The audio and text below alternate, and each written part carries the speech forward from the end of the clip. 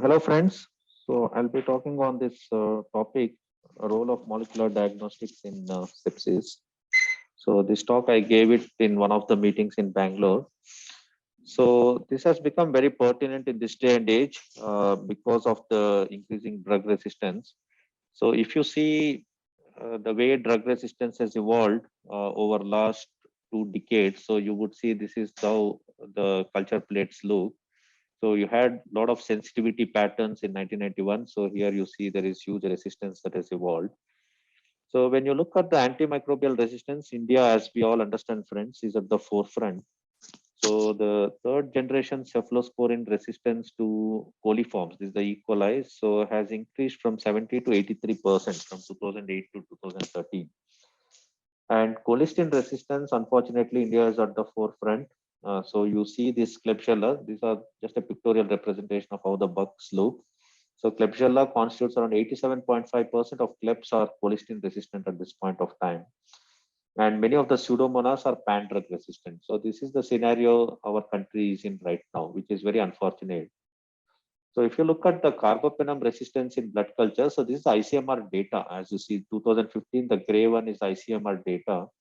And this was another Western data from Gandra et al. In 2016. If you see, the coliforms have 16.2% of them are resistant to carbapenem. But the culprit we are dealing with, which is a Menaces, Kleb pneumonia, and Acinetobacter. You see 56.6% are carbapenem resistance, and Acinetobacter 70.9% are carbapenem resistance, and Pseudomonas around 41.8% are resistant.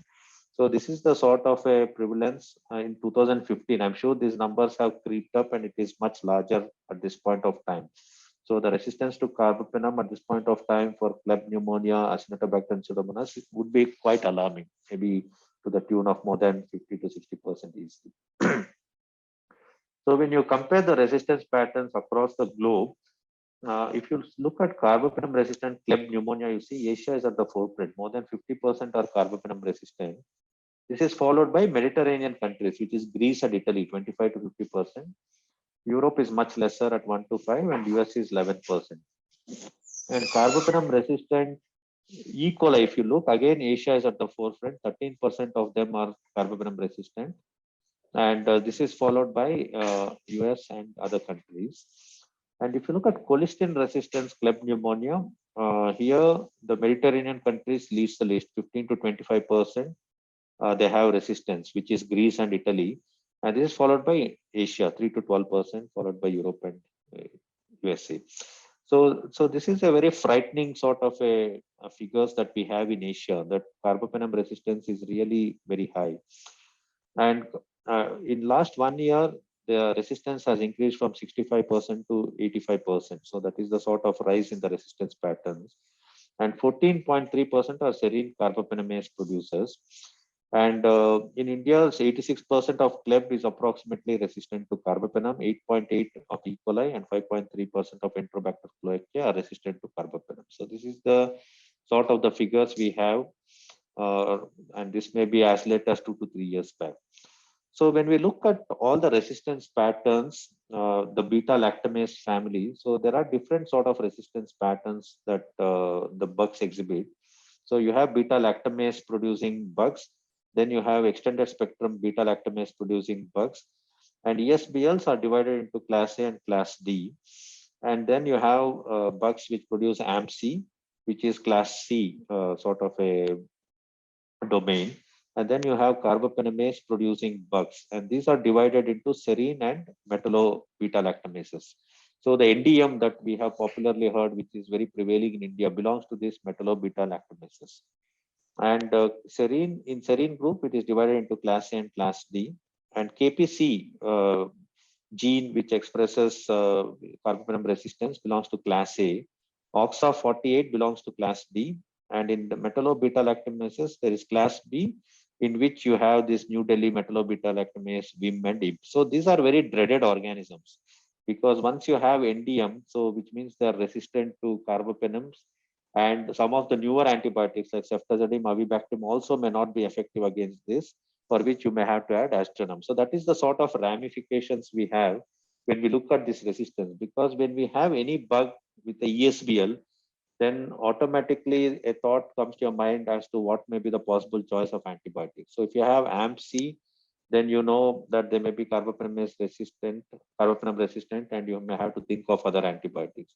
So if you're dealing with KPC, OXA48, then you know that they are resistant to carbapenems, and you may have to consider other drugs which are sort of effective against these. And NDMs, so which are more notorious, then you have a choice of antibiotics in your mind. So this is the way we look at these enzymes. And when we look at the infection, so if you take E. coli, which is very common in India, which causes UTI, intra-abdominal infections, and bacteremia. So this E. coli can really produce any of these enzymes. It can produce ESBLs, KPC, metallobeta-lactamase. So all the bugs essentially that we have in India, which is E. coli, which is the commonest, followed by Klebsiella and Acinetobacter, all these can produce any of these enzymes. It can be OXA48, it can be MBLs. So even if you look at Klebsiella, they can produce any of these enzymes which confer resistance to carbapenems. If you look at Enterobacters, which causes UTI, bloodstream, and respiratory tract, even they can produce any of these enzymes. If you look at Pseudomonas, they can also produce any of these enzymes. And any of these bugs which produce any of these enzymes are typically resistant to penicillins, cephalosporins, beta-lactam antibiotics. And this, if you, once you come to class C or AMP-C or OXA, then you have these resistance patterns to carbapenems. So that is the relevance of why molecular diagnostics become relevant, because by the time we isolate a bug and try to ascertain resistance patterns in a conventional way, it may be too late, because we need to know the answer upfront, whether they are AMP-C, whether they are OXA, whether they are NDM. So molecular diagnostics help you to identify the genes that are responsible for these enzymes, and your choice of antibiotics become appropriate at a much early stage, and possibly we could save more lives. And that is the whole concept of molecular diagnostics. So this is another study which again shows 40.7% are ESBL positive and 14.8% are AMP-C, and the rest had a coexistence.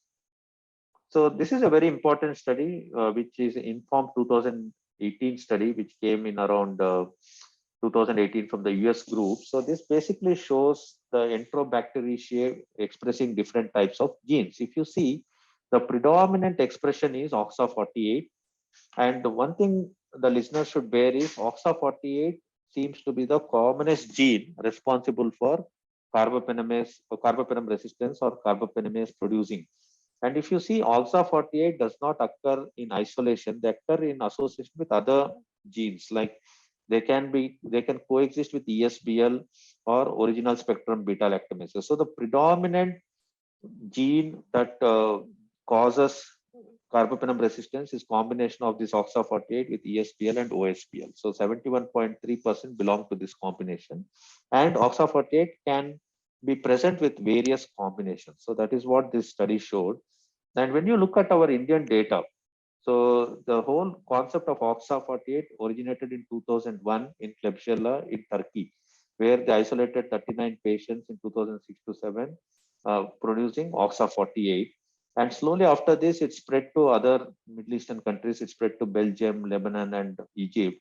In India, OXA181 was first identified in 2006 to 7, after which around 11 enzyme variants have been identified. So these are all the different genes which express these enzymes which are responsible for production of these. And these are all different 11 OXA variants that have been identified in globally. And OXA48 is the one which is notorious and which is more common in India, which confers carbapenem resistance. And OXA48 is predominantly expressed by coliforms, E. coli and Klebsiella. And when someone has OXA48 in our country, it is associated with increased mortality because they're all resistant to carbapenem. And high levels of OXA48 are associated with coexisting ESBL, NDM, or BM. So these are again, as I said, OXA48 not necessarily will manifest alone. So they do manifest with other enzymes like ESBL producers or NDM or BIM producers. So when you look at carbapenemase trends over the years in India, so this is the Indian data. So they took, this was in 2014, they looked at 39 CRE patients where 10 had OXA48. And this was a study which again came from Pune patient group. So 45 CREs they took, which are E. coli producing carbapenemase resistant. So they found 55% of them had OXA48 with NDM1. And this was a study which came from CMC Vellore, where they had 42 patients with E. coli and 134 with Kleb pneumonia. 48% were NDMs, which were metallo-beta-lactamases, and 27% had NDMs. And OXA48 was present in 36% of Kleb and 19% of E. coli. And the combination of NDM and OXA48 was present in 15% and 5%. And all these can be only identified by your molecular diagnostics. It cannot be identified by your conventional culture. So this was a study from Banaras Hindu University where they looked at 218 E. coli and 173 Kleb. 44% had NDM, 26.6% of E. coli had NDM. OXA48 was present in 29.3 and 34.4, and the combination was present in 9.3. If you see, the combination of OXA48 with NDM was prevailing more in our southern states as compared to BHU, at least from this data. So this is the prevalence. So for all the listeners, the take home is in India, the carbapenemase producing organisms predominantly have OXA48 gene. And this OXA48 predominantly, if you have to subscribe to the INFORM study, they coexist with NDM or other genes. So they may not necessarily be present alone. So which means there are multiple genes which confer resistance to carbapenems. So OXA48 is a predominant gene. Along with it, there can be WIM, there can be NDM present, there can be MBL present. So any of these genes can coexist. So that is our understanding till this point of time. And the whole concept of molecular diagnostics is to upfront identify this gene so that the choice of antibiotics become relevant. Right? This was another study where they showed 48.3% in India were OXA48. So now we'll move. So these are all in gram negative. So what about gram positive? So even for MRSA, what we call commonly identify as a resistant bug, there is a gene which is responsible for MRSA, and that gene is called MECA. So which is bound to this peptide binding protein 2A. So MECA gene is the one which confers resistance of Staphylococcus to methicillin. And we have understood that once someone has MRSA, it is associated with poor outcome with mortality anywhere between 23 to 47. So the reason why this is important is trying to identify the resistant bugs very early on may be useful in rationalizing our antibiotics early on so that the outcomes can be favored to a better outcome. So that is our understanding. And what about colistin resistance? So now we know the conventional culture methods are not the standard of care to identify colistin resistance. Even for colistin resistance, there is a gene. MCR1 is the gene, and there are genes from MCR1 to MCR9 which confers resistance to colistin. And molecular diagnostics will help you in identifying this MCR gene. So if you send a sample and it comes as MCR positive, that means we cannot use colistin for these patients, and you have to think of other antibiotics. And all these escape organisms, typically what we know, E stands for E. coli, S is Serratia, K is Klebsiella, A is Acinetobacter, P is Pseudomonas, C is Enterobacter. All these organisms which typically cause carbapenem resistance can also manifest this MCR gene, which means they can be resistant to colistin also. So that's why molecular diagnostics become important to identify these genes. And then this is an Indian study which has looked at the colistin and carbapenem resistance. So the second line you see here is all the meropenem resistance. The gray one is the colistin resistance. The last one is the dual. If you see, E. coli manifested highest resistance to meropenem and colistin, followed by Klebsiella, followed by Pseudomonas, followed by Enterobacteria, Acinetobacter, and Proteus. So this is the order of organisms. So coliforms in India, at least from this study, followed by Klebsiella, showed maximum resistance to colistin along with carbapenem. So now we'll look into Enterococcus. So because we are seeing increasingly Enterococcus resistance.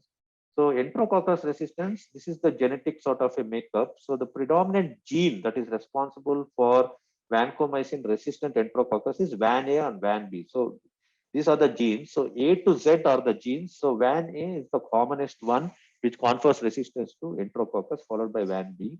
And this gene is present on the chromosome or on the plasmid. And Ficalis and Faecium are the common organisms which exhibit resistance to vancomycin. And it is shown that the Faecium is the commonest one which develops resistance to vancomycin, followed by Ficalis. Around 2 to 20% of Ficalis can be resistant to vancomycin. And the gene that is responsible is VAN A or VAN B, but there are other genes, but these are the commonest genes. And as I again reiterated, the molecular diagnostics are a good tool to identify these genes very early on. So now we'll come to how do we identify all these genes on these resistance patterns. So there are various non-culture methods. One is the agglutinin assay. So the TAT is turnaround time. So it is less than 5 minutes and the reagent used is less than €1. And the skill level of the personnel doing is not much for agglutinin assay. This is followed by FISH. FISH is fluorescent in situ hybridization. Turnaround time is 1 to 2 hours. Investment for this equipment is less than €15,000, and the reagent used costs around €1 to €8. And the level of skill needed is intermediate. So RT-PCR, which we commonly resort to in identifying these genes, or the multiplex PCR, which we commonly do, the turnaround time is 4 to 6 hours, and the investment needed for those instruments is 35 to €60,000. The reagent cost is around 15 to 25. Thus, so there's not much skill needed for RT-PCR. So there is something called LAMP assay, which is loop assisted isothermal amplification assay. So for this, the turnaround time is less than 1 hour. Investment is two to €4,000, and the reagent costs are little high, 15 to 25. Skill level is intermediate. So the most advanced one for identifying these resistance pattern is the next generation sequencing. So as I understand, there is no center in Bangalore, at least, which does NGS, but this is the future. So NGS really does the whole genetic sequencing of any organism, and it gives you an insight into the resistance patterns. And this is more advanced way. Like now we are talking about COVID, Omicron. So if you have to identify the genes that are conferring the mutations, so then next generation sequencing is what will be used to look at the genetic sequencing and trying to look at the mutations. So this is the next step. So future would be, we'll be talking about next generation sequencing. The turnaround time is 2 to 5 days. As you see, the cost is very high, 350 to 750,000 euros. And the reagent also is very expensive, 75 to 80,000 euros. So, and the skill level is very high. Then you have this MALDI-TOF, which is matrix assisted laser desorption ionization time of light. Turnaround time is less than 5 minutes. Investment is a little high, 75 to 300. In Bangalore, we have it in Narayana city is what I hear. Reagent is less than €1 and the skill level is high.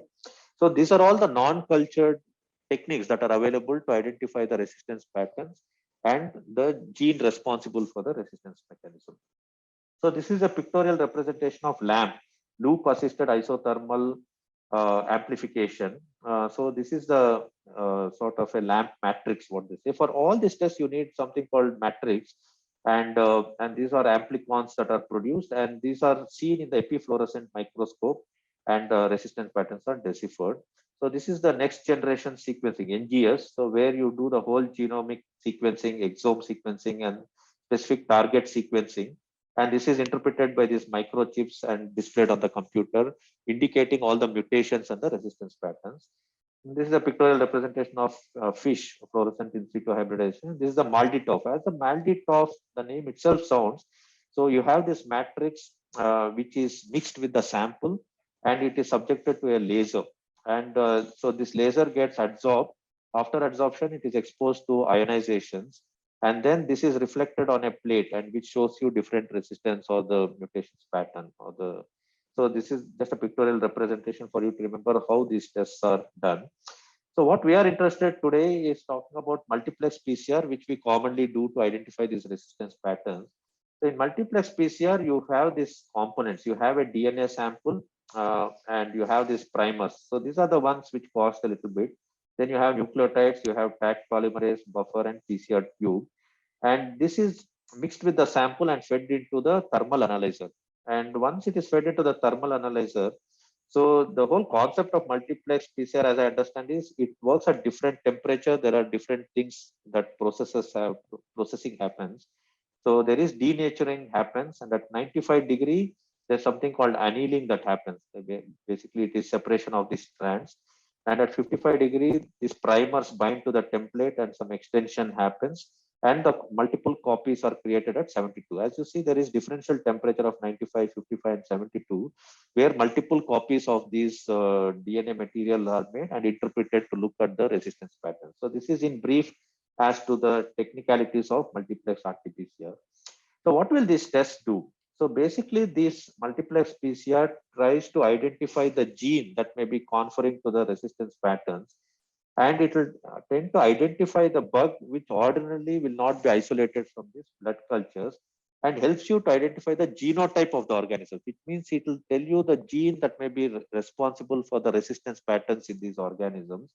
And genotype is discerned before the phenotype, which means you don't need to have culture positivity for you to tell that this is the resistance patterns, because the gene is identified much early on before the organism, and you will know upfront whether there is OXA48 present, whether there is NDM present, whether there is WIB present, whether there is ESBL present, and that would indicate to you what is the possible organism and the choice of antibiotics that you may have to give. And it also helps in identifying fastidious organisms which generally do not grow in conventional blood culture. And the level of biohazard also is very low, because you're using a small blood sample as opposed to blood culture where you'll be using up to 20 ml of blood. Here you don't need that much of the sample to do this test. So the biohazard risk also is very less. So this is just a study to where it showed there was a good sort of a concordance between the blood culture and the multiplex. The type of organisms grown between the blood culture and PCR, as you see, were very similar in this particular study. So this was another study where it showed the RT-PCR had a good ability to pick up all the candida of species, and even speciation happened much early on with sensitivity and specificity of 98 to 100%. And so this was a one study which came from US. Basically, RT-PCR was successful in identifying at least one organism in 88.1%, multiple organisms in 5.86, and in otherwise where blood culture was not giving an answer, RT-PCR was able to pick up an answer in 96% of the cases in this particular study. And the sensitivity and specificity to identify VAN A and VAN B was 100%. And to identify MECA, which is a gene for MRSA, also 98.4%. And this multiplex PCR can be used even for surveillance to look at the E. coli producing ESBL, because we know the ESBL producers production from the E. coli is very high. So this could be used as a screening and help to identify different types of genes which confer to this resistance. And this is another Indian study which looked at usage of multiplex PCR in identifying VAN-A genes. So here they looked at 60 VRE patients, vancomycin resistant enterococcus, and where they had a clinically relevant infection. So it was successful in identifying VAN-A gene and VAN-B gene in these, and it also was successful in identifying these genes in fecal VRE. So this was an Indian study where by applying multiplex PCR, it was able to identify vancomycin resistant fecalis and faecium and the gene that was responsible. And it was shown that this this Enterococcus fecalis was resistant to these conventional antibiotics, and it also showed linezolid resistance was present in 2.8%.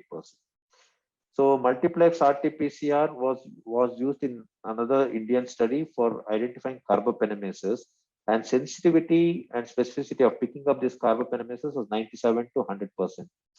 And NDM and OXA48 and 181 were identified in this particular study. And this helped in accurate diagnosis and usage of appropriate antibiotics for these patients. And it also helps, see, once we identify these patients have carbapenemase resistant enterobacteriaceae, it helps you in cohorting these patients and preventing the spread of these infection to other patients. So that also can happen much early on by applying this test early and picking up these genes, which tell you that these patients have this CRE and they have to be isolated. And the choice of antibiotics also become better. And multiplex PCR, this was another study from India where it helped in identification of 200 isolates of Pseudomonas producing ESBLs or MBLs. So they've compared, there are two sort of a distinct tests which have been used to identify this resistance. So what we use is this multiplex array, which is film array, compared to the very gene. So sensitivity and specificity was found to be much higher with this sort of a technique. So this is more of a technical bit. So this was found to be more superior in identifying the genes. So what about in sepsis? So for sepsis, we know that blood culture takes much longer time to identify the organisms. And as we discussed already, fastidious organisms are difficult to isolate. So even in sepsis, RT-PCR helps you to identify GNB or GPCs much earlier, along with the fungi, because as we know in the guidelines, if we have a high index of suspicion for fungi, we know the growth of fungi takes much longer time. By applying RT-PCR, at least you are able to decipher whether it is a GNB causing sepsis, GPC causing sepsis, or fungi, and rationalization of antibiotics become much better, and it will also show resistance upfront. And turnaround time is very less. There is increased sensitivity, and it helps you to identify drug-resistant genes, and it helps you to optimize antibiotics better. And possibly by applying RT-PCR early on, trying to identify the bug early and trying to understand the resistance patterns, we may be able to use more appropriate antibiotics and avoid indiscriminate usage of antibiotics, reduce the cost to the patients, reduce the resistance patterns because you would cohort the patients and you would prevent the spread of these infections, and you would use appropriate antibiotics, because otherwise if someone is in a severe septic shock, ordinarily we would throw in gram negative cover, gram positive cover. If there is abdominal sepsis, we may even show fungal. We may throw a antifungal agent. By applying RT-PCR, at least we have a distinctive answer. We could restrict our antibiotic usage and reduce the resistance pattern and possibly help in reducing the mortality. So the summary of so MDR organisms, India is at the forefront, and these MDR organisms are all these enzyme producers, ESBL, AMC, KPC, OXA48. And the only way to identify these is with PCR techniques or molecular diagnostics. Multiplex PCR is found to be useful. And multiplex PCR is also useful in identifying MECA gene, which confers MRSA resistance, helps in identifying VREs, which are coded by VAN-A and VAN-B enzymes, and also helps you to identify fungal much early on, and helps you to identify patients who are at risk and help you to collate the epidemiological data of the resistance patterns that may be prevailing in every hospital, and helps you to early identification of all the bugs, and possibly will reinforce and help us in incorporating much effective infection control practices. So thank you all. You can visit my website www.drpradeep to re-hear to this lecture. So thank you all.